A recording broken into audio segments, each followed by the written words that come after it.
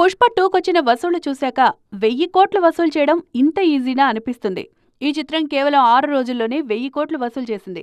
దీనికి ముందు Baahubali 2, KGF 2, RRR, జవాన్, పఠాన్, కల్కి సినిమాలు మాత్రమే 1000 కోట్లు దాటాయి. ఇందులో 2 మాత్రమే బాలీవుడ్, 4 టాలీవుడ్ నుంచొచ్చినవే. ప్రస్తుతం సెట్స్ పై ఉన్న సినిమాల్లో బాలీవుడ్ నుంచి కేవలం వార్ 2కి మాత్రమే 1000 కోట్ల క్లబ్లో చేరే ఛాన్స్ ఉంది. ఎన్టీఆర్ ఉన్నారు కాబట్టి సౌత్లో వార్ 2కు తిరుగుండదు. హిందీలో ఎలాగూ హృతిక్ ఉన్నారు. పైగా దేవరా, RRRతో తారక్కు ఫ్యాన్స్ వచ్చారు. అందుకే నెక్స్ట్ 1000 కోట్ల సినిమాల రేసులో వార్ 2 ముందుంది. వార్ 2 మినహాయిస్తే తర్వాతంతా 1000 వాళ్ల రేసులో ముందున్నది సౌత్ ఇండస్ట్రీనే. కన్నడ నుంచి కాంతారా 2తో పాటు యష్ టాక్సిక్కు ఆ ఛాన్స్ ఉంది. ప్రభాస్ ఫౌజీకి 1000 కాదు, టాక్ బాగా వస్తే 1500 కోట్లొచ్చినా ఆశ్చర్యపోక్కర్లేదు. Last but not the least, Rajini, Lokesh Kanagaraj కాంబోలో వస్తోన్న కూలీ కూడా 1000 కోట్ల రేసులోనే ఉంది. కోలీవుడ్ నుంచి ఇప్పటి వరకు ఒక్కటంటే ఒక్క 1000 కోట్ల సినిమా కూడా రాలేదు. 2.0 మాత్రమే 700 కోట్ల క్లబ్లో చేరింది.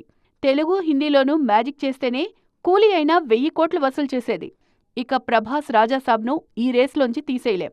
బొమ్మ బ్లాక్ బస్టర్ అయితే ప్రభాస్ మరో 1000 వాలా పేల్చినా పేలుస్తారు. చూడాలిక ఏం జరగబోతోందో.